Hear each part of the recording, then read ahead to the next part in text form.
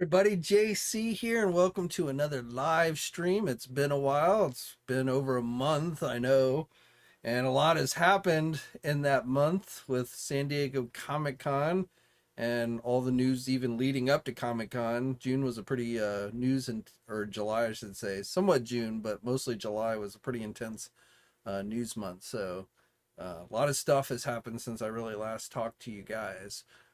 So glad to be back. Thank you to everybody for all the well wishes for my dad, who, if you haven't seen some of my videos, he had a stroke in late June. He lives in Florida, so he lives with his current wife, who's obviously about the same age as him. And so I ended up going down to Florida when he had the stroke. He was in the hospital for about a week. And then they moved him to what they call a rehabilitation center, where he spent another couple of weeks.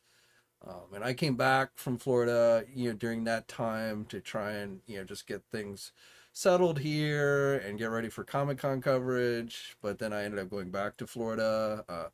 Basically the week of Comic Con, I was in Florida, helping my dad get settled back home and everything. So it's I don't mind telling you that it has been this past month has really been one of the most stressful months that I can remember here in recent years of my life. So, but got through it. My dad is recovering. Again, he's at home. Um, and again, all you guys with your well wishes and everything has been much appreciated. Salome, of course, is here as well. She has joined us tonight. Salome has not been happy with me because when I went back to Florida, to help my dad get settled back in, um, my wife came with me and we left the cats here for about 2 weeks. Now, of course, we had somebody come in and make sure they had food and everything, but my cats were not happy with us when we got back, after leaving them here by themselves essentially for 2 weeks. But as I said, a lot has happened toy wise, so that's pretty much what we're here to talk about tonight. I thought we'd go over some things, some of the things highlights. And I got to tell you, this is the second year in the last 20 years that I personally wasn't in San Diego for Comic Con. I didn't go to San Diego last year, but this year even less involved with even like the day-to-day news postings, because again I was helping my dad, so I had other people, big thanks to Rich and MCU Collector, who was there at San Diego. He helped out with a lot of coverage. Artemis Prime, same thing. So those guys really kind of stepped in and helped out with coverage on the websites. And I would check in on a daily basis and stuff. But this year for me, this is like the most uh, unattached to Comic Con that I've been in like 20 years. So um, it's kind of weird. At the same time, I feel like, I don't know. I felt like this year's Comic Con, I didn't, again, obviously I was fairly distracted during the event and stuff, but I just, to me, it was not as exciting as years past. I really feel like, Comic Con, I don't know, I've said this before, but I feel like Comic Con and like the mega convention scene has kind of, seen its day. I'm not saying they're going away, but I feel like they just don't have the excitement that they once did. Now, of course, this year, not, a big part of that was that all the movie studios basically, backed out of the convention. A lot of them weren't even going, but then the strike happened, and of course, there really wasn't much there of any kind of Hollywood presence this year, for Comic Con. But I don't know. That's why I'm really like, PowerCon, which is coming up next weekend. I feel like it's kind of as far as toy conventions go, conventions that focus on action figures. I really feel like that's more of the future of that type of thing. Because I think there's a place for conventions, where fans can get together and meet the people who behind the scenes who make the toys and stuff, and all that kind of stuff. So I think there's still a place for that. But like the problem with Comic Con is it's just so expensive. San Diego is not a cheap city. If you've ever been there, it's very expensive. And you know, Comic Con time, things get even more expensive. And it's more of a hassle than anything. I mean, this year was a little different because I don't think the crowds were nearly as bad this year. I mean, I had at one point I had, you know, before my dad had his stroke, I was considering going to Comic Con this year. And I had checked like 2 weeks out from the convention. I checked to see if hotels, like I had my press badge and everything, and I checked to see if, you know, hotels were still available. And to my surprise, you know, there were still hotel rooms available near the convention center. Um, I won't say at a cheap price, but cheaper than they had been in years past. Because I kid you not, you know, in years past to get like a hotel room near the convention center, um, unless you were lucky enough to go through the convention itself, and those rooms sold out in like 3 seconds. But it would literally some of those hotels would be charging like $1,000 a night for a room, and it was just crazy. But this year, I mean, there were still rooms available, you know, 2 weeks out, and like, you know, I could have gotten a room for, you know, that most of that week for a total of $1,000. So again, not like cheap, but cheaper than it had been in years past. So definitely, you know, I think there's been a decline in the number of people who are attending the convention, you know, which I think, you know, that started around COVID, and I don't think the convention's really recovered since then. And so where I was going with this is I really feel like the smaller convention, you know, Columbus, Ohio, which is where PowerCon is this year, you know, that's not like a super expensive area to travel to. It's, you know, obviously it's not as nice as San Diego, but you know, it's more, I think it's more affordable to go to a convention someplace like Columbus, Ohio than it is San Diego. So it doesn't hit your budget as hard. And you know, I feel like that kind of not, you know, obviously PowerCon's not going to be as big as San Diego Comic Con, even if like every toy company went like a Hasbro and Mattel, which obviously those big companies have yet to, you know, make the leap to start attending PowerCon. But yeah, I think that really is kind of the future. You know, we'll see if companies like Hasbro, Mattel, you know, the larger companies who are always kind of last to drag their feet. We'll see if like, you know, maybe next year or the year after they start attending PowerCon. But I really kind of feel like as far as the future of toy conventions, you know, PowerCon is got real potential for filling the void that I feel like Comic San Diego is just no longer able to fill. All right, I've been kind of rambling on, I know. So let's just do a quick roll check here just to see who is in the house. So we've got Chris Allen who's in the house. Welcome. Prophet didn't go to San Diego, but really enjoyed the coverage. Hopefully you enjoyed that coverage on TNI. Masterverse Collector, great to see you back. Hope everything's going well. Yeah, I mean, you know, knock on wood, things are, you know, everything, you know, that's happened. Certainly there could have been worse outcomes. One of the worst things about like with my dad is like he's 80 years old. Even before the stroke, he had Parkinson's, which is the same thing like Michael J. Fox has. Now, my dad was much older when he started developing, you know, the symptoms of Parkinson's. You know, Michael J. Fox, you know, which is kind of a rare instance. Most people get it in their older age, but Fox, you know, he got it much younger. So he's not, you know, he's not as bad as Michael J. Fox is with the Parkinson's, but you know, he has Parkinson's. So, and he's had, you know, I mean, my dad's a tough son of a bitch because, you know, like about 8 years ago, he had a triple bypass surgery. He's had pancreatic cancer. He's had the stroke now. He's had you know, he has Parkinson's. So, yeah, my dad is definitely a tough son of a bitch. But the reality is, my dad's 80 years old, and you know, there is no cure for old age, unfortunately. So, you know, you get to that point where like you just start stressing like anytime you hear the phone ring and you're afraid and you see it's from your parent, and it's like, oh my god, what's happened now? So it's just it's a very stressful kind of situation. But for, like I said, my dad is doing, could have been a lot worse. My dad, the stroke affected some of his sight, and some of that is returned. Um, some of his memory, like, sometimes, like, usually he's pretty sharp, but like his cognitive skills, like, he used to be able to do math really well, and, he kind of struggles with things like that now. Now, again, he's continuing to get therapy. He went to therapy for 2 weeks at an actual place. And then now he's got, where he's got therapists that come out to his house on a regular basis, and that'll last for probably a month or so. But like I say, they're as good as things are. It's just you're always worrying about what's going to happen next, because, like I say, you can't cure age. So, and if any of you have with if you're older and have elder parents, and you're going through similar things, I definitely feel you.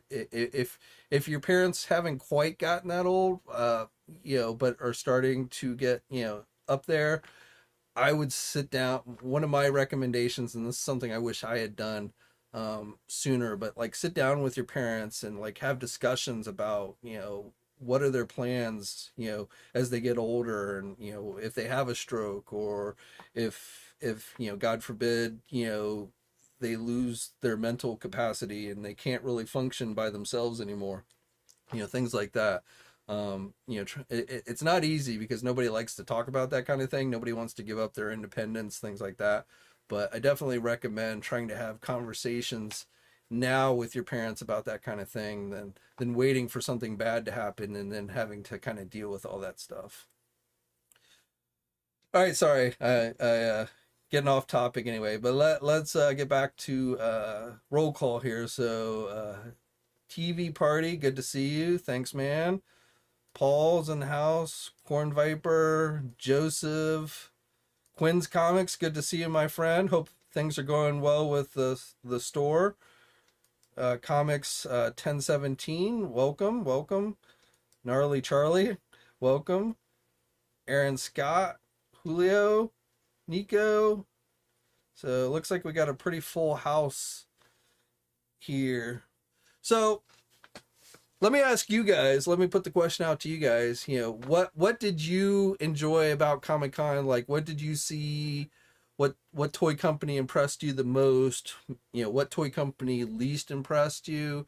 What toy line least impressed you? Was there something you saw you didn't like?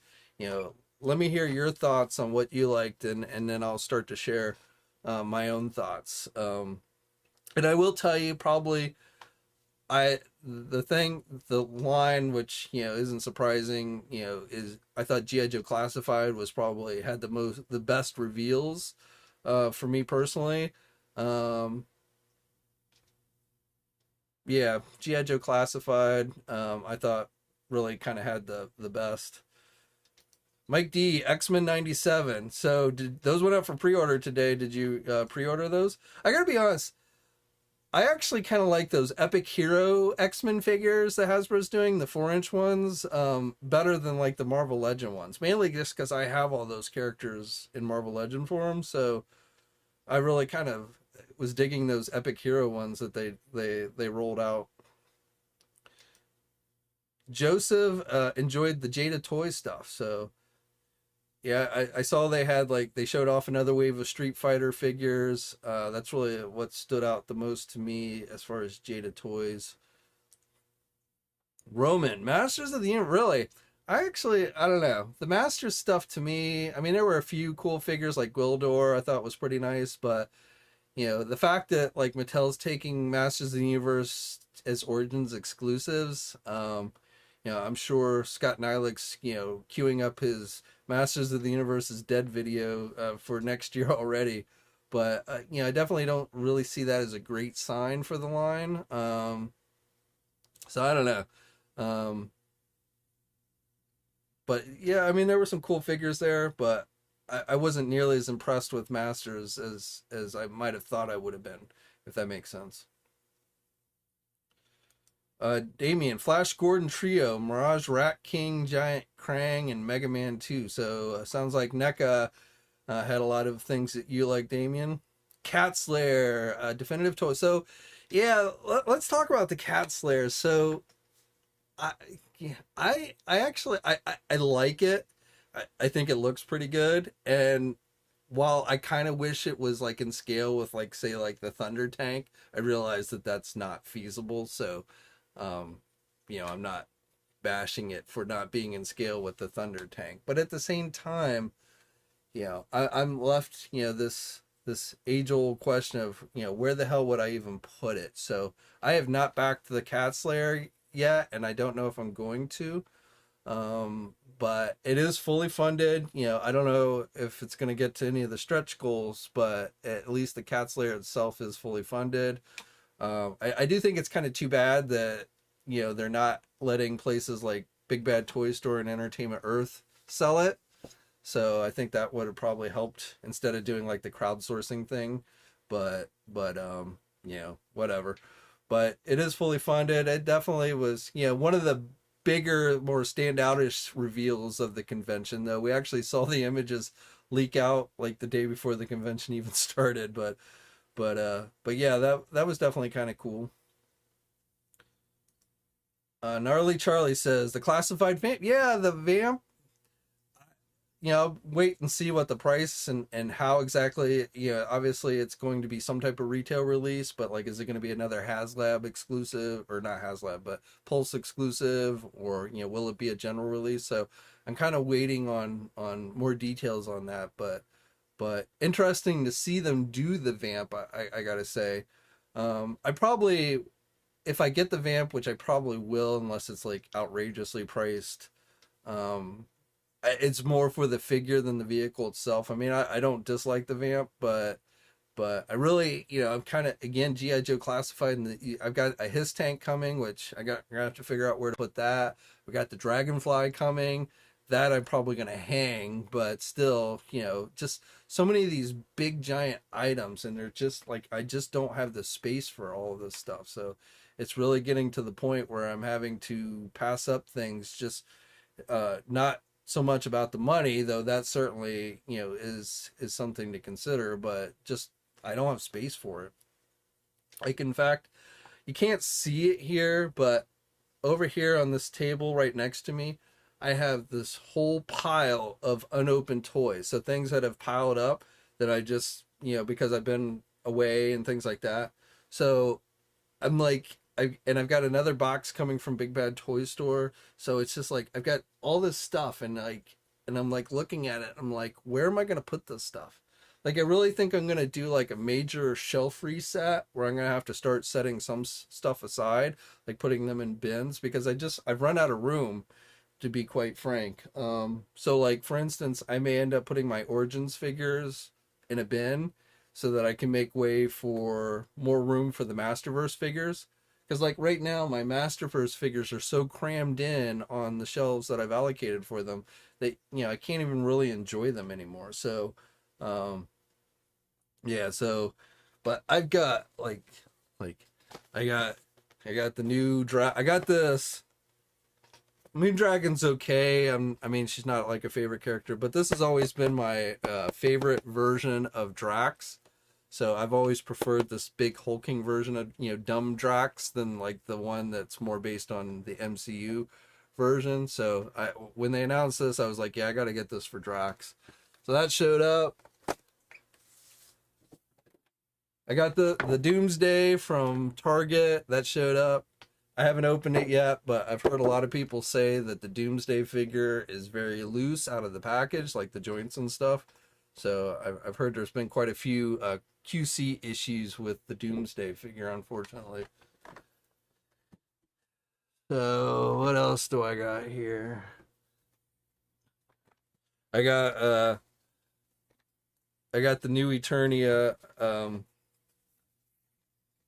Vicron. I couldn't even remember the guys. like I debated on whether getting this because it's not like a character I have a huge attachment to, but I thought he was kind of cool. I know they did a classic version, but I don't have that. But I ended up going on and getting that. I got the new Black Widow from Target. I actually saw this when I was in Florida. I saw this at a Target store, but I was like, I'm pretty sure I I couldn't even remember if I'd pre-ordered it, but I was pretty sure I had, so I didn't buy the one I saw at Target in Florida. I got the new updated April from NECA. I ordered this off the Target website, so that showed up.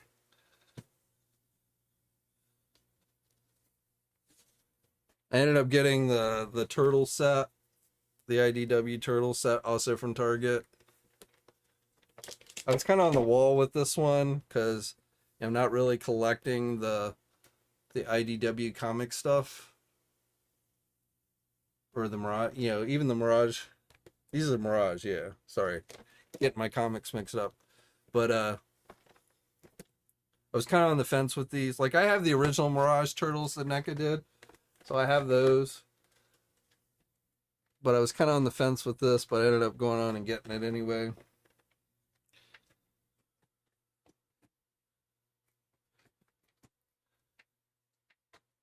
I finally got my hands on the Jada Toys Street Fighter figure. I've got like 5 different Ryu figures from various companies, but I wanted to get this one just to compare it and see how the Jada Toy figures were. I got my D&D, the second round of D&D animated series figures. This can't also, I think I got these off of Amazon. So good thing I'll be opening this because definitely Amazon did not pack it very well. Oh, and this finally showed up from Walmart. And this is exactly how it showed up as. So the card back completely torn. But I guess it's at least they didn't cancel it, right? Because they did cancel my, the recent round of G.I. Joe figures. My big bin, I think, is still active. My order is still active, but they canceled the other one, the Range Viper. They canceled that, which I'm not surprised because, like, I use PayPal to pay for that, and like a week before I left for Florida, I got an email saying that I had gotten a refund, but the order itself was still showing active. But there was like, if Walmart's giving me my money back, they're not going to send me the figure. So I was not surprised that they ended up canceling that figure, which of course sucks. And I don't know if I'm going to get another shot at getting that figure or not. I don't think I'm going to go to the secondary. Like I looked on eBay and they were like selling for $50. I'm not going to pay $50 for it. So if Hasbro Pulse or Walmart make it available again at some point, I'll try and get it. But otherwise, I'm probably just going to have to pass on that figure. I got my Shipwreck. These just arrived yesterday. So I got Shipwreck and Scrap Iron. And the rest in this wave, the Copperhead, the Torpedo, and the Bazooka figure, those should be coming from Big Bad Toy Store, arriving on Saturday. They've been in my pile of loot for like a couple of weeks, but I didn't want to have them sent until I got home. So those should be here on Saturday. But I feel like I've seen people have these G.I. Joe classified figures in hand for like weeks and months now, so I feel like, I've got these figures that everyone else has had for like a couple months now, and already I'm seeing like people overseas who've gotten the Trouble Bubble, the Tripwire figure, the Grunt figure, the Big Ben figure. So it's like,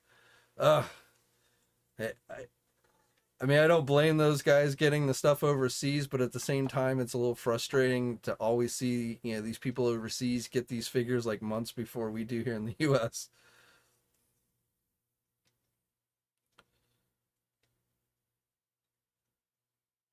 3M says, I've yet to see April. I ordered it off the Target website when they went up, like a month ago.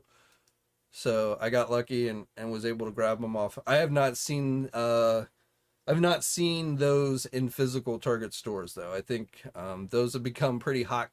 The April and that turtle pack, I think, have become pretty hot, like with the scalpers and stuff. So I don't expect those to sit on shelves for very long. If a store gets them. Yeah, I know, but it's out. The Trouble Bubble's out overseas. And it looks awesome. I can't wait to get my hands on it, but it'll probably be, that's sold exclusively through Pulse, so who knows when they'll ship it out. Arlie says Shipwreck's a great figure. Yeah, it looks like a good one. In fact, might as well start opening some of these up now.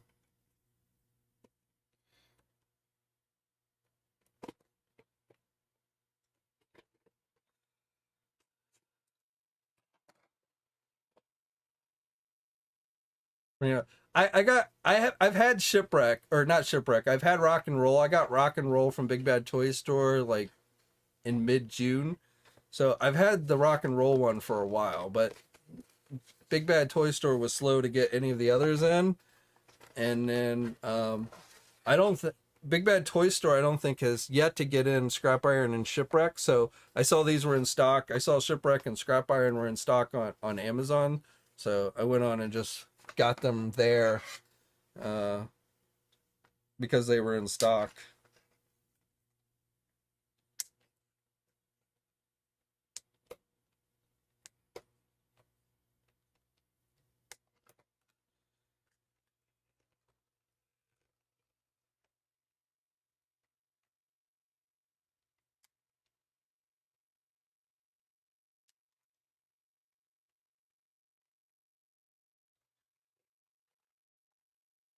Like today we posted on TNI. In fact, we can jump over.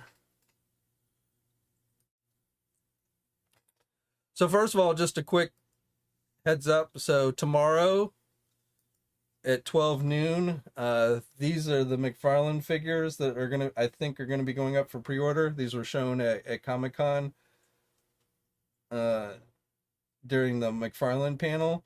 Today they teased that robot Batman figure, but I believe these are this, at least the Superman and the Joke. I don't know if all 6 of these are going to go up tomorrow, but at least a number of these should be going up tomorrow. And these will not be Target exclusives. These will be available at places like Big Bad Toy Store and Entertainment Earth.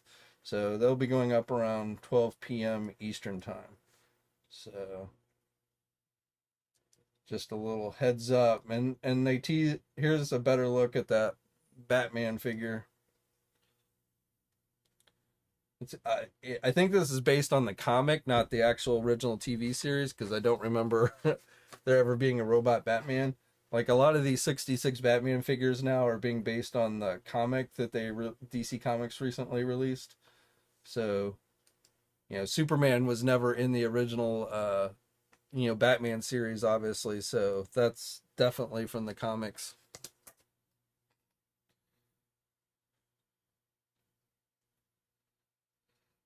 But I was like, I was looking at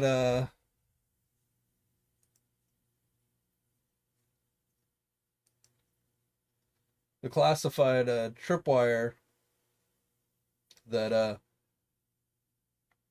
Jason Yu got his hands on already. So I mean, this literally went up for pre-order just a couple of weeks ago on Hasbro Pulse, another Hasbro Pulse exclusive. But he definitely looks good. And he's got a lot of accessories. You can see that. I don't know. I'm not sure what's up with the rat. I don't remember Tripwire having a rat, so I'm not sure why they gave a rat to it.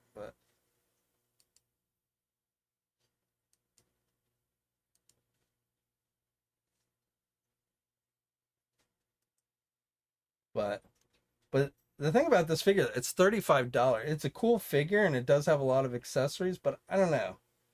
Some of these prices with Hasbro are definitely, it gets harder and harder to justify, paying $35 for, a figure like this. I would have almost rather, gotten less accessories and not had to pay quite as much, because this one figure, okay, but when more and more of these figures start creeping up to these really high prices, it definitely makes you have to pick and choose much more.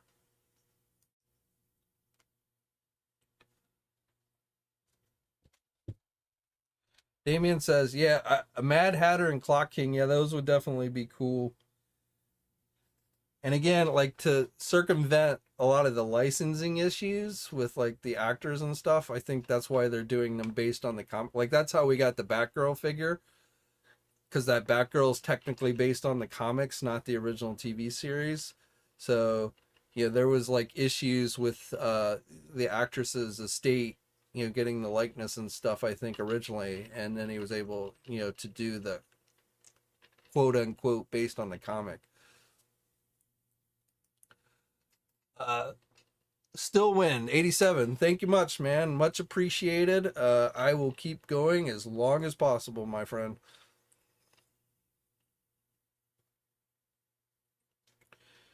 The notorious UNC says, saw nothing that knocked my socks off. So, like, for me, going back to G.I. Joe, I definitely, obviously we only saw the digital renders, but the Dreadnoks, we saw renders for 2 of the Dreadnoks, and they announced the 3rd one. So those I'm definitely psyched for.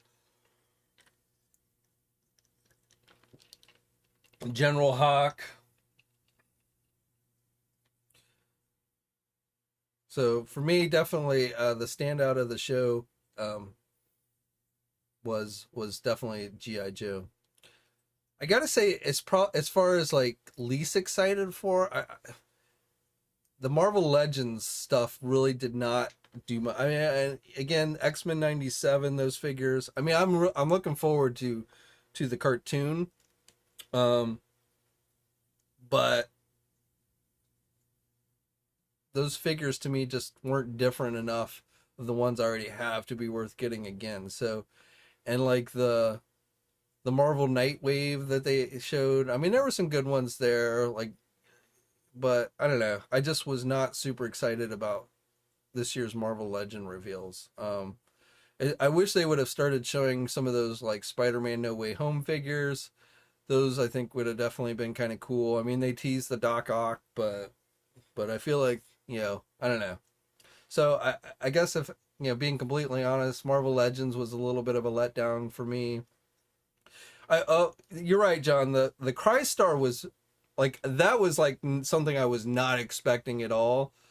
Um, and like I can't say as a kid I was a big Crystar fan. Like I maybe had one of the action figures, and I remember having like one issue of the comic book that I just randomly picked up, but never really got super into. So, but it was definitely kind of cool to see it, and so that was I agree with you there. That was kind of a cool, surprising reveal for Marvel Legends.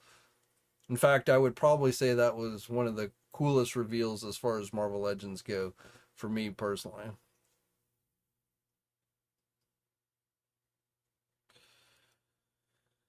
Kobo Cop Customs and Reviews. If you guys buy scrap iron for 45, you're sending a message to Hasbro that you'll pay $100 for the Jeep.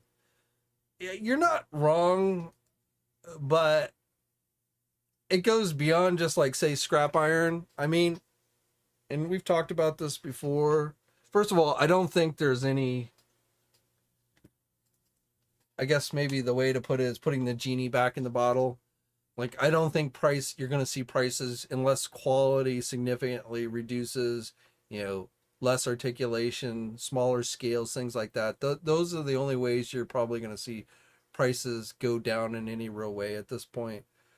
But you do have a point, and we as a whole in this hobby have set this precedent where we've demonstrated time and time again that we're willing to pay these large sum money, and whether it's at other GI Joe figures. I know a lot of people say like with the smaller independent guys like they're justified in charging a lot of money for their figures, and there are some legit reasons for why it's more expensive for a small guy to make a figure. But the reality is when companies see you guys spending like $80 for an independent Kickstarter figure or whatever, you send a message that you've got the money to spend, and if you're willing to spend money on a generic independent figure, you're probably going to be willing to spend $35 on a figure that you collect for nostalgia or whatever. So um yeah, I and it's kind of like, saying, well, if you buy from scalpers, or if you quit buying from scalpers, then scalpers will go away, which I think is technically true. But the reality is, people, when they want something, they'll pay the money and they'll buy it from a scalper, and scalpers won't go. It's why we always have had scalpers in this hobby. So it's like saying, it's kind of like you're just never going to reach enough people with that kind of message that it's really going to have an impact. A lot of people in this hobby, and I've said this before, they might be small in numbers, but they're the people. A lot of the people in this hobby, they have a lot of disposable income, and when there's something they want, they've demonstrated they're willing to spend the money. And I think, the business model that you see all these toy companies moving towards is, instead of trying to make products in large numbers for like a large group of people, parents, kids, adult collectors, they've moved to this idea that they're going to cater to the smaller number who are willing to spend more for the things that they want. So I think that's just where the hobby's gone, and I don't really think that that's going to change. Um, and there's good and bad with that. There's the high prices, which is the bad, but the good is that we're seeing a lot of products that 5-10 years ago we would have never seen made. We would have never seen somebody do a 7-inch scale Thundercat Slayer or Thunder Tank, or 6-inch scale his tank 10 years ago. You would have never seen it. It just, the model that these companies followed, you just would have never seen it. It's not about mass retail. Mass retail wouldn't touch these things because they're way too big and they're way too expensive. So if you have this idea in your head that, oh well, they should just put it out at mass retail, the his tank shouldn't be sold through HasLab, it should have gone through mass retail, or any of these large items, the retailers. And when I say retailers, I'm not talking about the small toy e-tailers. I'm talking about the big retailers like Walmart and Target. They don't want to touch these things because they're way too expensive and they take up way too much space. So we're getting things that we would have never gotten years ago, but at the same time, the cost, we're having to pay the cost to get those things. And some people, it's definitely, that's going to chase people who don't have as much disposable income. It's going to chase them out of the hobby, definitely. But again, there's demonstrated time and again that there are people in this hobby that are just willing to spend money if it's something they want. And that's what I think the toy companies are really kind of focusing on these days. So, and I will tell you, like, the things like with my dad, that's been a real eye opener for me in a lot of ways, because I've always, oh, I've got to start setting money aside for retirement, and and I've got to, and I've definitely, as I've gotten older, have taken more steps to do that. But up until here recently, when I thought of retirement, I thought of, when I quit working a 9-to-5 job. When I finally retire from running these websites or what have you. Obviously I want to have enough retirement set aside that I can continue to live the lifestyle I'm accustomed to. But it goes beyond that, because when you really start talking about retirement, it's not just, once you stop working, but once you get to that stage where you might have to start looking at nursing homes or some type of independent living, and that stuff is not cheap. And so, I'm the stuff with my dad, I'm like starting to realize that I've got to start doing a much better job of setting money aside for my retirement. I'm 50 years old now, and I got to start doing a much better job of setting money aside for my retirement. So when I get to the stage where I've had a stroke and I no longer have full use of my mental capacity and I need somebody to come in and care for me, healthcare services or, whatever, I need to have decent money set aside so that I don't end up getting stuck in some shithole that's cheap, but you get really bad care. So, um, it definitely, money is a factor. But again, going back to where I see these toy companies going is I see them catering to a smaller audience that they figure has a lot of disposable income, and that's who they're trying to cater to. And they're going to keep doing these really expensive items, and they're going to keep jacking up the prices of these figures that they know collectors want. And whether it's complete greed or what really doesn't matter. You know, if people are willing to buy it, and I think they are, the companies are going to keep catering to those people. And as the hobby shrinks, again, they become more reliant on those small number of people that have the higher incomes than, the larger number of people that maybe don't have as much disposable income. So, I mean, you still see companies will put out some cheap stuff and, some little crumbs here and there, whether it's reaction, whether it's 5 points of articulated figures, epic heroes, those are much cheaper lines that, you could probably collect, but obviously they're not as nice as the, highly articulated, detailed action figures and stuff. John says I'm retired, but yeah, unfortunately, if I sold everything in this room, if I had to go to like some type of independent living facility or retirement facility, this would probably barely cover it. I mean, I wish, I it just, yeah, I love this stuff and I enjoy it, but the reality is if I sold everything today, it would give me a little cushion, but not nearly enough to really handle retirement when that day comes.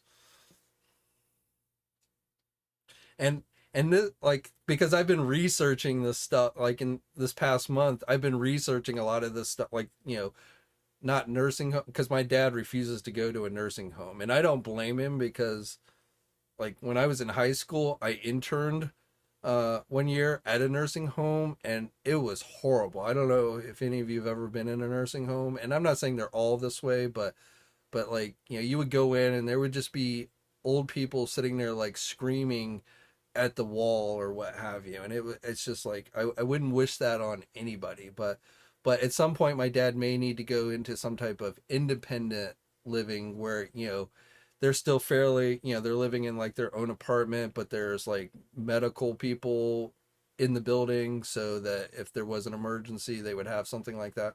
But I mean, again, that stuff's not cheap.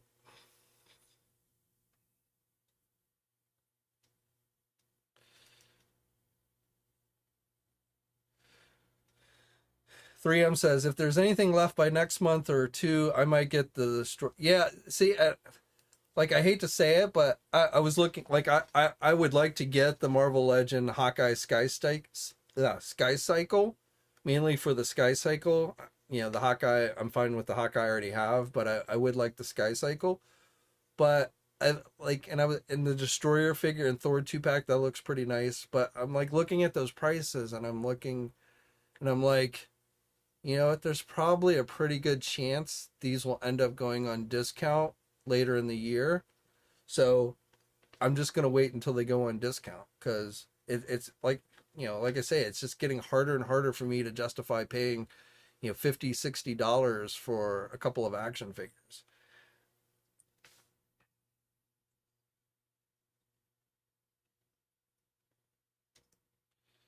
I'm like, well, first of all, Hasbro is not going to PowerCon, so I mean, it's possible something could go up for pre-order around that time, but Hasbro will have no presence at PowerCon, so anything Hasbro does will not be related to that. Hasbro's next thing is their PulseCon event in September, their virtual event.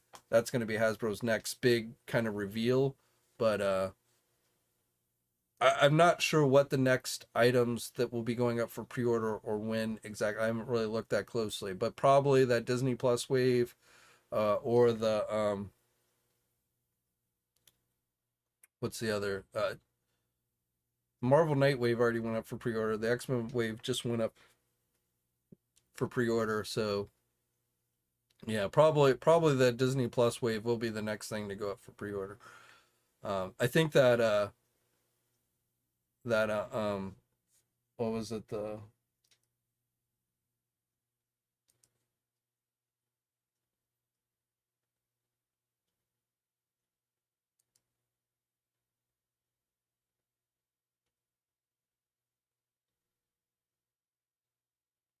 I forget the name.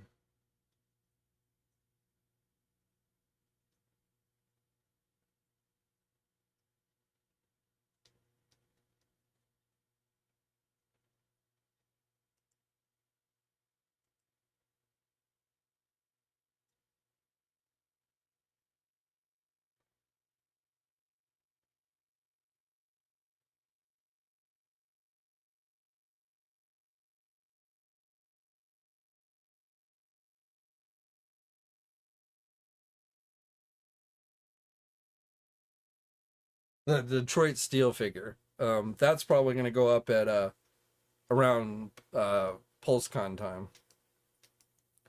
MK Solid. 20 years ago, the new Dark Wolf figure is something you would find at a Sam Goody or FYI for $17. It's crazy how much a painted figure costs now.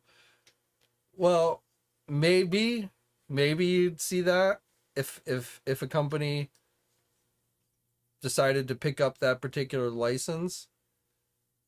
But now, somebody who, you've got somebody fairly small independent who's decided to try and make that figure. And they have, their expenses are very high. So, and they're selling it basically online to a very small number of people. So yeah, I mean, 100% back in the day when you had, all the music stores like Sam Goody and the Suncoast video stores and all those places that would sell action figures.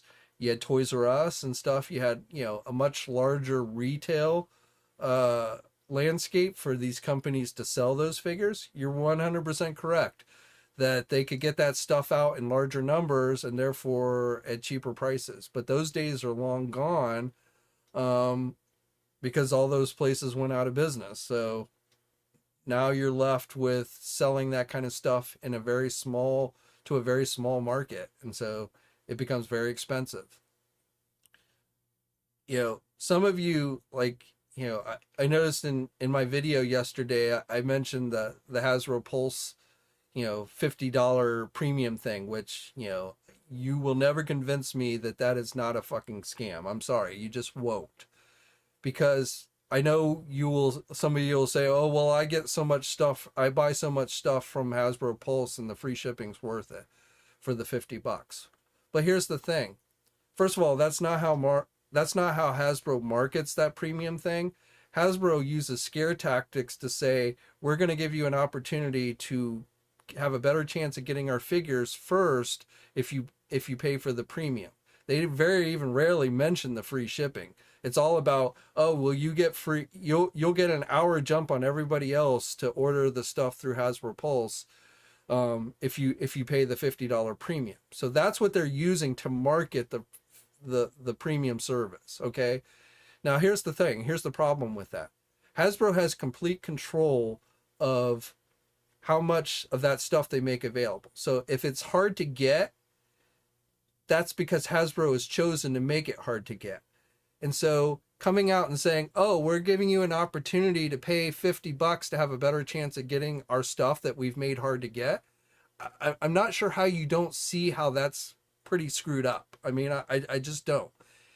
And then as far as, you guys who are buying all your stuff through Hasbro Pulse, Hasbro is not a retailer. They're a manufacturer, and they are essentially competing with their own customers, the small toy e-tailers, and they're not the only ones who are doing this. So it's not just Hasbro that started doing this. You're seeing a lot of companies more and more move to trying to sell directly to you.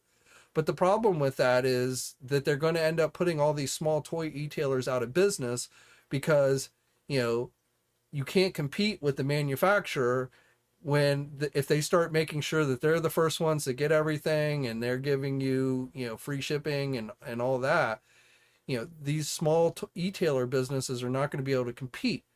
So, when you sit around and go, man, I miss Toys R Us and I wish Toys R Us was still around. Well, one of the reasons why Toys R Us went out of business is because everybody was going to Walmart and Target and buying their toys, and they weren't going to Toys R Us. Now, I understand from the consumer standpoint that that's because it was more convenient, but there's an irony there when you guys go to these places. One day we're probably going to sit around and go, God, I wish places like Big Bad Toy Store and Entertainment Earth or some of the, whatever small e-tailer was around. I wish those guys that specialized and made sure I got my stuff in good, pristine condition and good shipping and all that stuff, I wish those guys were still around. Well, if they're not still around, the reason is because you guys were all buying directly from these toy manufacturers. And when the toy manufacturers then have a monopoly, guess what's going to happen? Nothing good. So I get the free shipping, but most places offer either if you buy a certain number of stuff, you get free shipping or you get very little shipping. So I don't see the value in the free shipping. And again, the way Hasbro and that Pulse, advertise, they reveal the products and then they turn their live streams essentially into commercials for Hasbro Pulse. When they put out press releases, they don't even, like, half the time you're sitting there going, is this a Pulse exclusive? Because it doesn't say anything about other retailers. It just says it's going to be available at Hasbro Pulse. So you're left there thinking, oh, well, this must be a Hasbro Pulse exclusive. Later you find out, oh no, it's actually available everywhere, but Hasbro forgot to mention that because they're trying to, get you to go to Hasbro Pulse. So, you're never going to convince me that these manufacturers that are trying to sell directly to you is a good thing for this hobby. In the long run, it is going to be a very bad thing. Again, as far as the consumer, I don't really expect most of you to think that far ahead. I don't expect you to go, well, I might have to wait longer if I buy from Big Bad Toy Store. So, but I'm going to do that anyway, just because I want to do what's best for the hobby. I don't expect most consumers to think that way, but that is the reality of how these things work. And, that is what these companies are doing. Hasbro's, trying to cut out essentially the middleman, the retailer, the small retailer, so that they can sell directly to you, so that they can make more money. But in the long run, that is, in my opinion, and again, you're never going to convince me otherwise of this, that's not a good thing for this hobby. So, yesterday when I said, the ridiculous $50 premium fee, I 100% stand by that, and I always will, because I think it's such a ripoff. The fact that Hasbro basically sits there and is so convinced that you guys will buy their products no matter what, that you'll pay them an extra $50 just so you can have an easier time to get their products. That's essentially what they're doing with their marketing. And I think that's ridiculous. I try to not get on the Hasbro hate wagon about everything, because there are some things that I think, are legitimate things that, don't deserve the criticism that they sometimes get. But when it comes to that type of thing, 100%, I think it's bullshit what Hasbro does. And other companies have started to follow suit. McFarlane Toys, they've been selling more and more stuff directly. Super 7, all these guys, they're trying to sell directly to you. But at the end of the day, what they're going to end up doing is killing off this hobby, in my opinion. And as far as McFarlane Toys goes, don't get me... the McFarlane and his love with digital, I kid you not, it's like he's trying to sell you imaginary action figures that digital, and if that's not the biggest freaking scam that I've seen, it's like, I don't know what is. I mean, I'm not a fan of NFTs, period. I think NFTs in general are scams. I don't get anyone who spends money on that type of thing. But, this whole digital thing that McFarlane's been doing with action figures, which you can buy a digital action. I don't get it. I don't know if anyone's actually buying into that stuff, but I wouldn't be surprised if there are some diehard McFarlane fans who are like paying for those digital figures. But it's that type of thing that I just feel like, oh my God, this is ridiculous.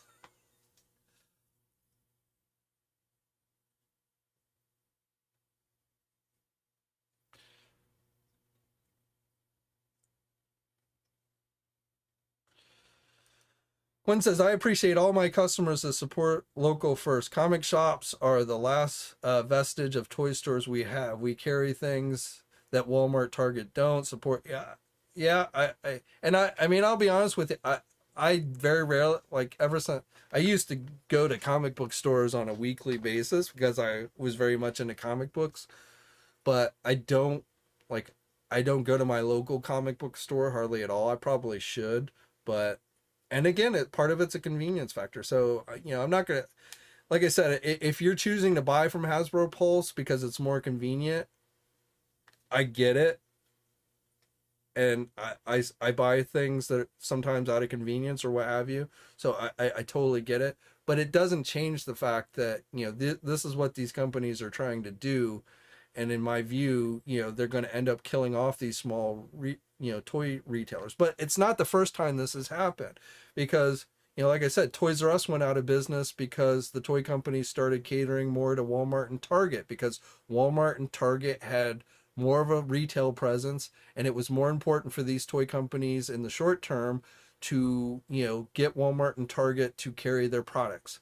So they started catering to Walmart and Target much more than they did Toys R Us. Now, I'm not saying that's the only reason why Toys R Us went out of business, because there were definitely bad decisions Toys R Us made, business decisions that Toys R Us made and such, that contributed to them going out of business. But 100%, the toy companies started catering to Targets and Walmarts because they had more retail presence, and therefore they could order more products, and therefore they would make more money if Target and Walmart were buying their stuff. Just like, Toys R Us basically, and places like, the big mega toy stores put out of business the local mom and pop toy stores that used to be around. When I was a kid, there wasn't these big mega, there wasn't Toys R Us, there was individually owned toy stores. And those were all put out of business when the Toys R Us's came along, and then when the Walmarts and Targets came along, Amazon too, and people started buying online, those, they put those out of business. But it's this trend that we're kind of going down, and eventually, it's probably going to do this hobby in.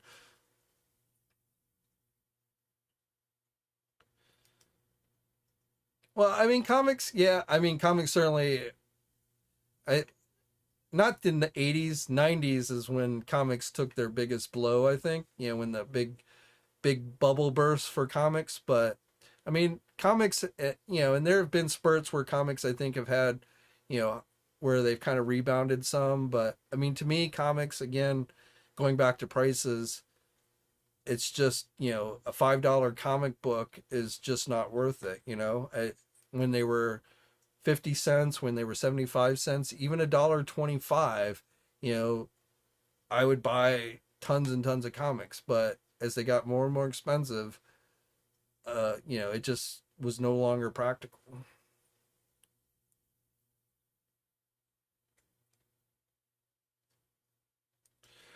Rick, but there's reason. Yes, again, Toys R Us made some bad business decisions, but they were more expensive because the toy companies were giving bigger discounts to the Targets and the Walmarts, because the Targets and the Walmarts were able to order more products, because there were far more Target and Walmart physical stores in the United States than there were Toys R Us stores. So just like you see a lot of times with the small e-tailer, they're sometimes more expensive at the small e-tailer because they're not getting the discounts.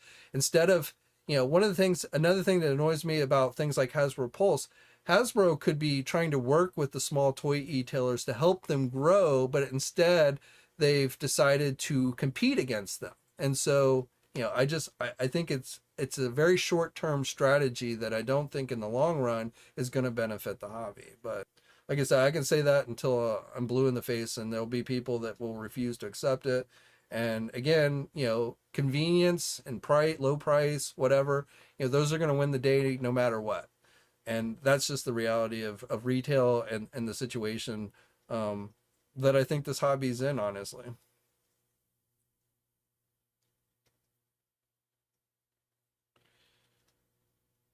And well, I bear, like, if I go to I don't go to Target and Walmart to look for toys specifically. If I happen to be going into my local Target for something else, I obviously will swing by the toy aisle. which 9 times out of 10, the shelves are usually bare or they're filled with products that have been out for months. Um, but yeah, I mean, I buy very little from physical stores these days.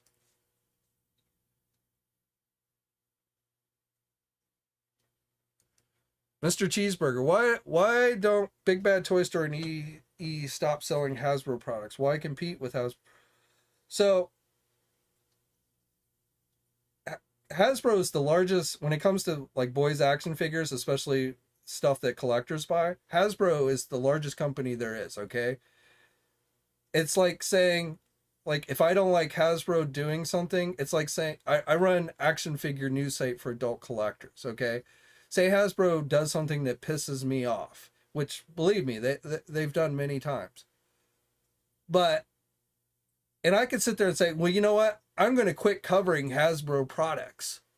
Well, guess what? If I quit covering Hasbro products on my websites that are dedicated to covering action figure news, I mean, how do you run a Marvel website that caters to action figures without covering Marvel Legends? I mean, it just doesn't work. So, you know, the retailers are kind of in the same boat. They can't just quit carrying Hasbro products. They make up too much of this hobby. So, you know, it's not quite a monopoly, but you know, it's kind of close. So I don't think it's feasible for someplace like Big Bad Toy Store and Entertainment Earth to stop carrying these products.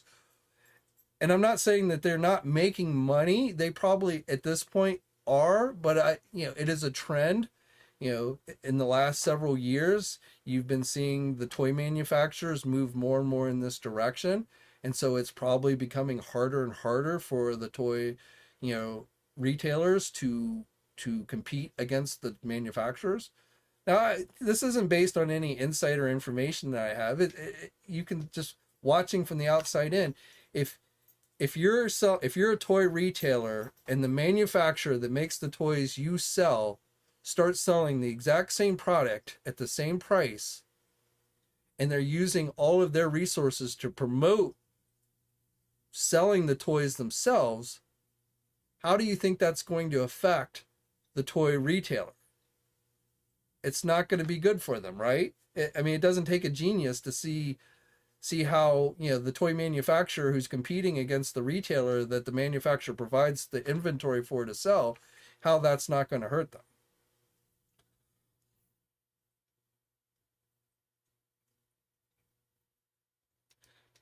Most likely, yeah, Michael, almost definitely, I would say. I mean, I don't know when Deadpool 3 is going to come out now because everything's being delayed due to the strikes, but yeah, I'm sure we are going to get a new movie Deadpool. I'm sure we're going to get a movie Wolverine, and probably some other, you know, it might not be a solid movie wave, but I definitely, you know, Wolverine and Deadpool from the movie, I think are going to be definites.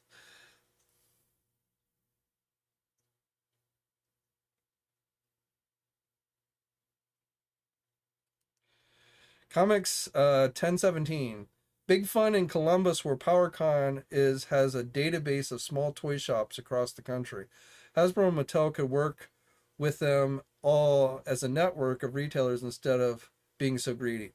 Yeah, yeah, and I mean, and again, we talk about Hasbro because Hasbro again has like most of the big action figure lines that collectors collect. You know, they have GI Joe, they have Transformers, they have Star Wars, they have Marvel Legends, you know, they have Dungeons and Dragons. I mean, you know, they just out of all the toy companies out there, they have the most lines that cater to action figure collectors. But you know, Mattel's probably in a lot of ways even worse than Hasbro. You know, Mattel, you know, from everything I've seen, their attitude is, you know, we're not going to bother with these small toy stores. You know, you know, you can go through an outside distributor to get our stuff, but we're not going to deal with you personally. So, as much of a problem as I have with Hasbro, and that's where we tend to focus our anger on, there are other toy companies out there that are even worse than Hasbro. So, if I'm being completely fair, like I said, with Hasbro Pulse, which is something that's started, you know, about 4 or 5 years ago, that is not something I've been a fan of. But just in general, a lot of these toy companies, even like McFarlane Toys, which you would think like Todd McFarlane, he started out as this independent, comic guy and started his own, independent toy company. You would think somebody like Todd McFarlane would be like, yeah, I'm going to do everything I can to help support these small toy, retailers, the small guy, right?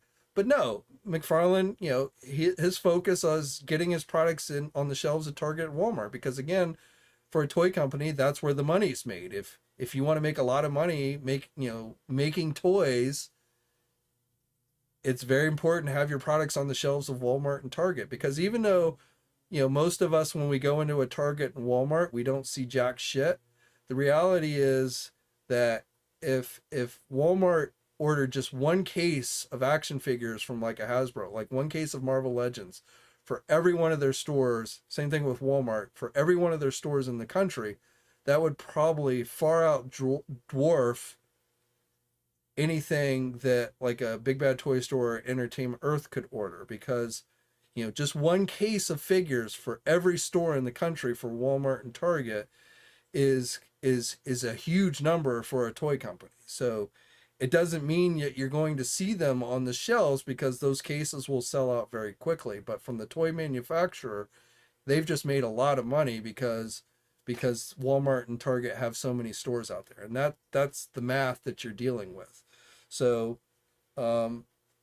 yeah. So, like I say, it's not just Hasbro. It's a lot of these toy companies. A lot of these toy companies, I think, are very short-sighted. They look at the short-term picture, not the long-term picture.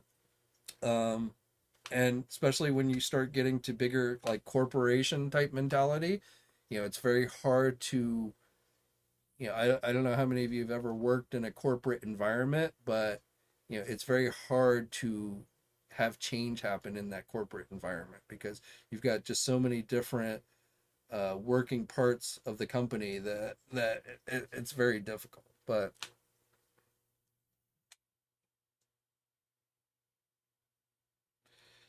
oh, right, I agree with you, man.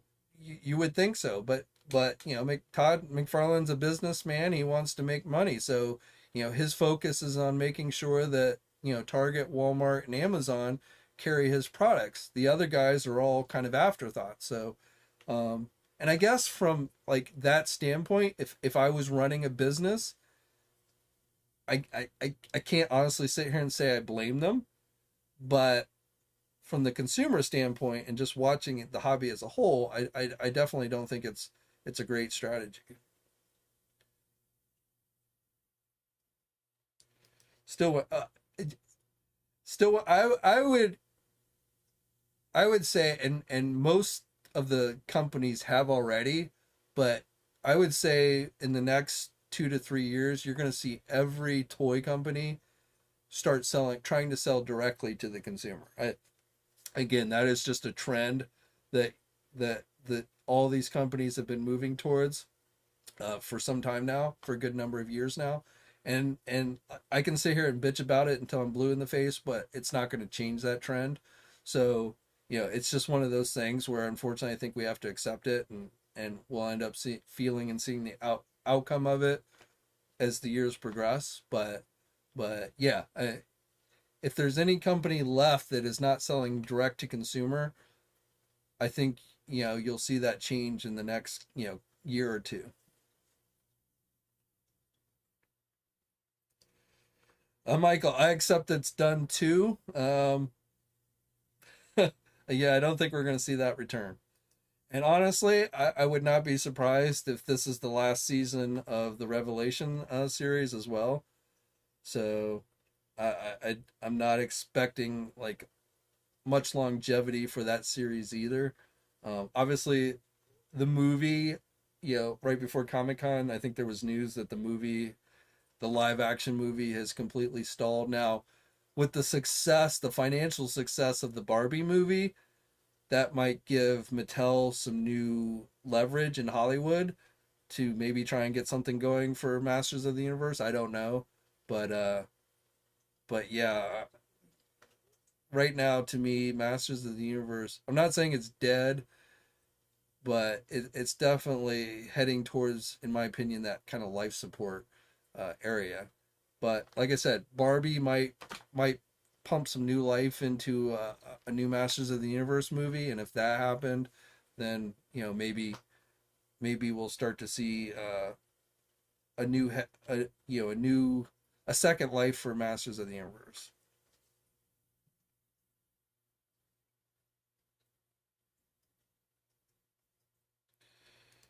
Prophet says consumer of adult collectibles have spoken and they want to order online and have it sent to them. Yeah, I don't know. I think it's a mixed bag. I think there are plenty of people that still like going out to Target and Walmart to buy their action figures.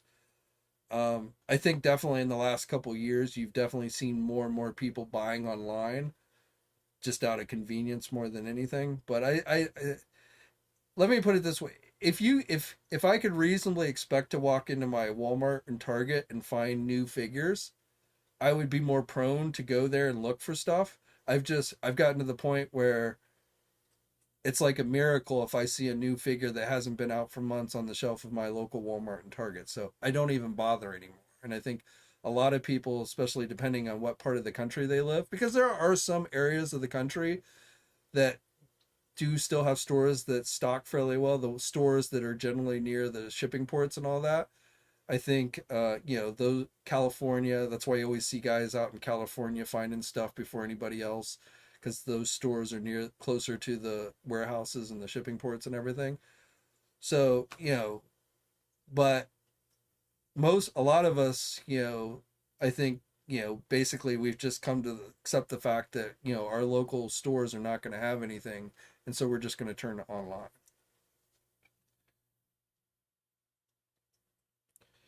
3M says, I've seen some Indiana Jones figures go on clearance. I can't say I'm too surprised. In fact, I would imagine Hasbro's probably about done with Indiana Jones. I don't expect to see much more on the Indiana Jones front. The movie completely bombed at the box office, so um, yeah, I'm really not expecting much more from Hasbro for Indiana Jones. There might be a few things that were in the pipeline that will end up getting released, but for the most part, I would not expect um, a whole lot for Indiana Jones. It's kind of like, you know, while Hasbro's not yet officially come out and said it, and they may never say it, I don't expect their starting lineup figures to continue. I'm pretty sure that starting lineup is pretty much dead at Hasbro. So I feel like, Ghostbusters, same thing. Though Ghostbusters, with it getting another movie, we will probably eventually see some new Ghostbuster figures from Hasbro. But, while we're in hiatus between the two movies, there's been basically no Ghostbuster products. So, um,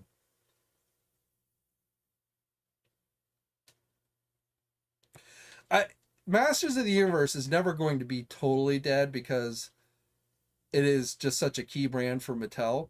So they will keep it alive in some form, in some way, no matter what. But I think the Masters of the Universe had a good run these last couple of years. I mean, they were widely available in stores, both the Origins and the Masterverse and stuff. And so I think that incarnation of Masters of the Universe is coming to an end, but I don't expect Masters of the Universe to ever truly die. And again, with the success of the Barbie movie for Mattel, we've already seen, Mattel saying like, oh, we've got all these other properties we're going to do movies for and stuff. And so they will use the momentum of the Barbie movie and the financial success of the Barbie movie to try and push other properties to make movies for other properties and stuff. And if they can do that with Masters of the Universe, then I think you will see a revised, interest in them doing more Masters of the Universe products. But right now, I see it kind of heading towards that life support phase, where you'll get some stuff sprinkled out here and there, but primarily, not a lot. But again, because it's just like it's Mattel's core, boys action figure line, I don't think you'll ever truly see Masters of the Universe totally go away. And Another trend that you're seeing with these large toy companies like Mattel and Hasbro is that they're licensing their properties out to smaller toy companies.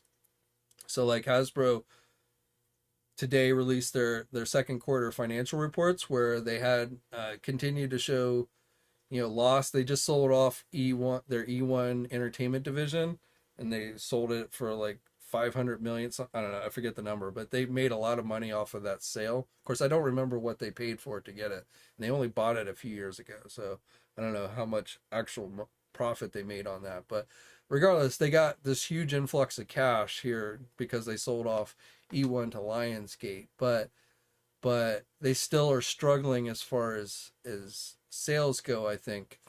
But one of the things, and this isn't the first time Hasbro said this, is they're moving more and more in a direction of, instead of making things in house, they're licensing the stuff out to other companies, and so we saw Mattel do that with Masters of the Universe with Super 7 at one point, and I wouldn't be surprised if at some point here in the near future you start to see that again, where they might let somebody like a Super 7 take a crack at making Masters of the Universe figures for a little while, until Mattel decides that there's enough interest in the brand again, and then they'll bring it back in house, and so on and so forth.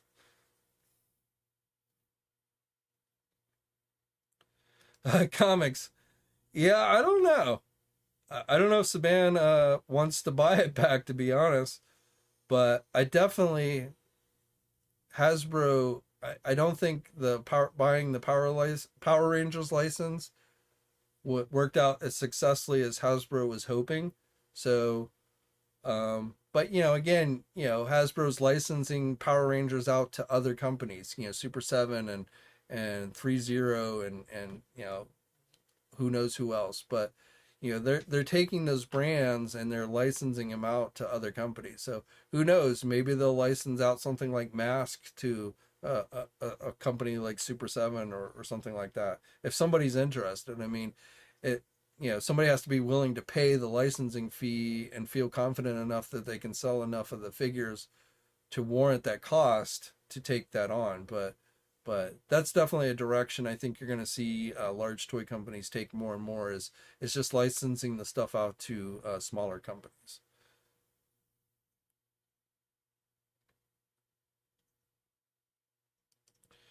Horn Viper. Well, Transformers has always been a joint license. A lot of people don't really think about it, but Transformers was originally owned by Takara, which is an overseas company, and it is still jointly owned between Hasbro and Takara today. So, Hasbro does not, it's not like G.I. Joe where Hasbro has complete control of Transformers.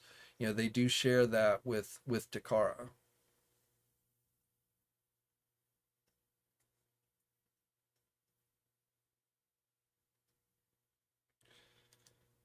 Well, DJ, McFarlane doesn't own DC.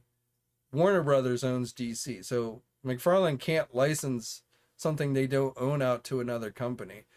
The only thing McFarlane really owns is Spawn. So conceivably, McFarlane could start licensing Spawn out to other companies if there was interest. But Warner Brothers is the owner of DC. So Warner Brothers could license it out to some other company, but not McFarlane.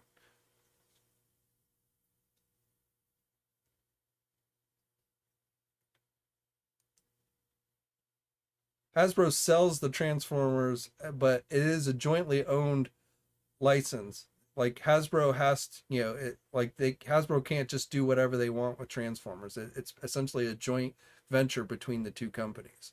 So, I mean, Hasbro probably has more say than Takara, but with a lot of things, but it is a jointly owned license and always has been.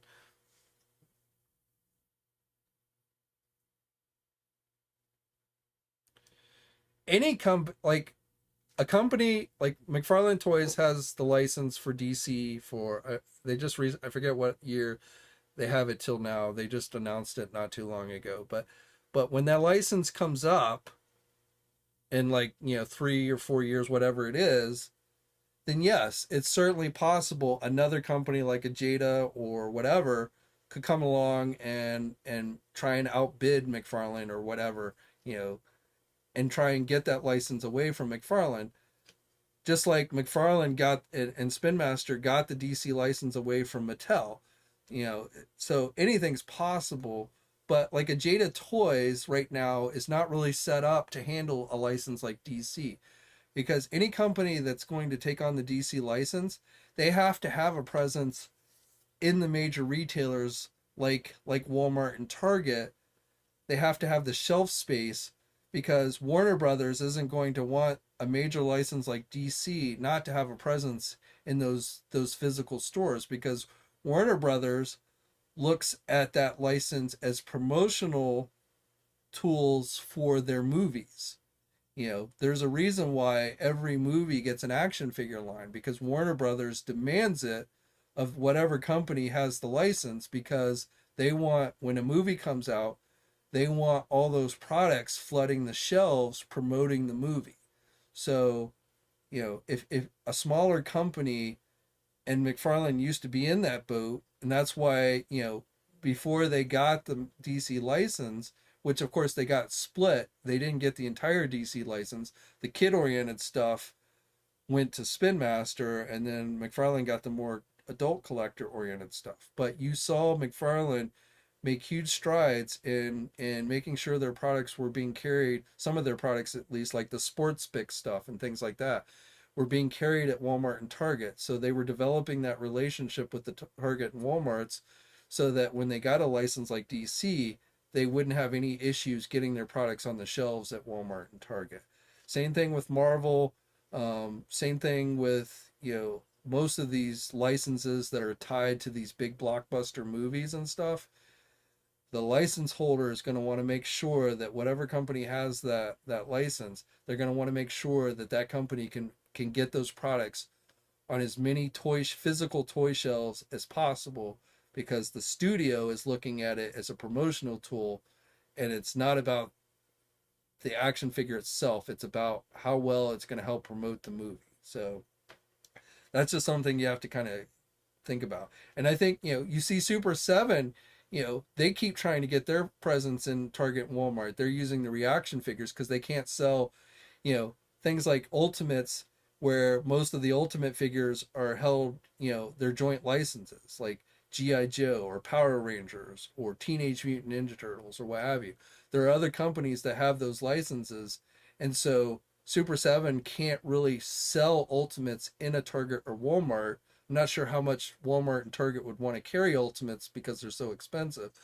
But there's also probably something that prevents them from selling those 7-inch scale figures in the same stores as 6-inch Marvel Legend or 6-inch G.I. Joe Classified and Teenage Mutant Ninja Turtles and all that.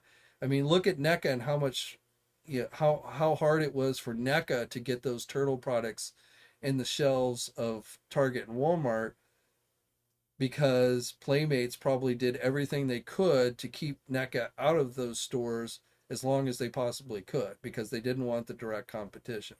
So, but I'm sure as far as like Super 7 goes, you know, Hasbro and Playmates and NECA and all these companies that are selling those larger scale figures already at Target and Walmart, they don't want Super 7 coming in and selling their Ultimates at those stores. And so they're going to do everything they can to prevent Super 7 from doing that.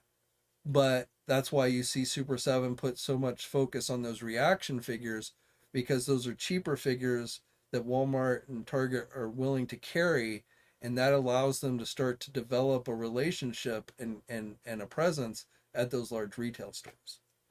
So that's why you see that kind of stuff. And I'm sure one day Super 7 hopes that they can become big enough that they could get a hold of a license like Marvel or DC or whatever, and then be able to sell their figures at Target and Walmart. But that's probably a long way off, if ever something like that happened.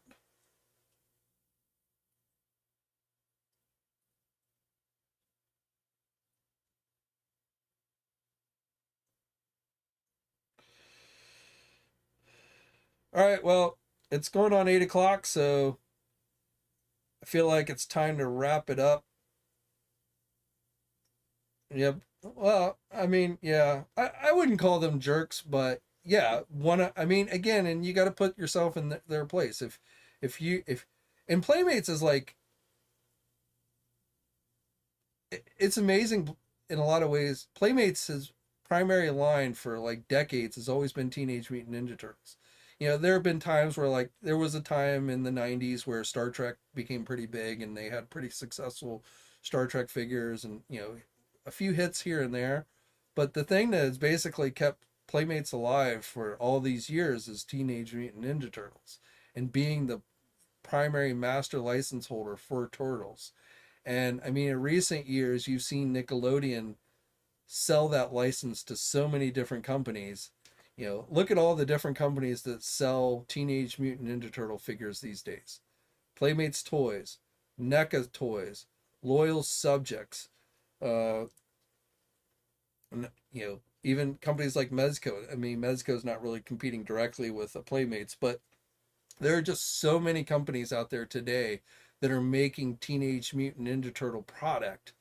And every time somebody new comes on board and starts making product for Turtles, that's probably taking away sales from some of these other companies. So it is a very competitive business. And if you're paying the most for that license, you're going to do everything you can to prevent other companies from directly competing with you. And I mean, you just can't really blame them for that. It can suck sometimes from the consumer standpoint, but from the, you know, manufacturer standpoint, you can't really blame them. And licensing, a lot ton like money, big money is made from licensing. So you know, Nickelodeon, they're gonna, as many, if they can get 50 people to pay them money to make turtle products, you can probably better believe they're going to take that money and allow 50 companies to make turtle products. They don't care if one company isn't that successful because there's so much competition in the way of turtle products. They just want the money. So, you know, it's a cutthroat business 100%. There's no denying that. All right, so anyway, let's wrap it up here, but I'll probably be back tomorrow with a news video. Don't forget tomorrow, if you're into the McFarlane 66 Batman figures, a new wave of those will be going up for pre-order at 12 p.m. Eastern time. Again, not Target store exclusives. Uh, you know, I wouldn't be surprised if Target gets another Target exclusive for that line, but primarily that line seems to have no longer become a Target exclusive line, which I think is good. But so look for those to go up for pre-order at places like Big Bad Toy Store, Entertainment Earth. More showcase reveals from McFarlane tomorrow, so we'll see what they show off tomorrow. Again, I'm not sure when the next round of Marvel Legend pre-orders are going to come out, but I'll check into that. And same thing with G.I. Joe Classified. I'm not sure when the next round of G.I. Joe Classified pre-orders are going to come up, but I'll see what I can find out on that front. But as always, guys, thanks for coming in, listening to me ramble. Thanks for all the well wishes for my dad. I really appreciate it. And any of you guys who are going to PowerCon next week, you know, if you see me, I'll have this hat on. I might have a T&I shirt on. I don't know. But, you know, if you see me, you know, feel free to come up and say hi. And until next time, guys, I will catch you guys later. Hey, thanks for watching today's video, and be sure to subscribe to the channel if you haven't already, and hit that bell notification to alert it every time I upload a new video. And be sure to head over to the Toy News International and Marvelous News message boards communities. It's a great place to talk toys and win cool contests like $100 store credits to Big Bad Toy Store. And remember, action figures are great.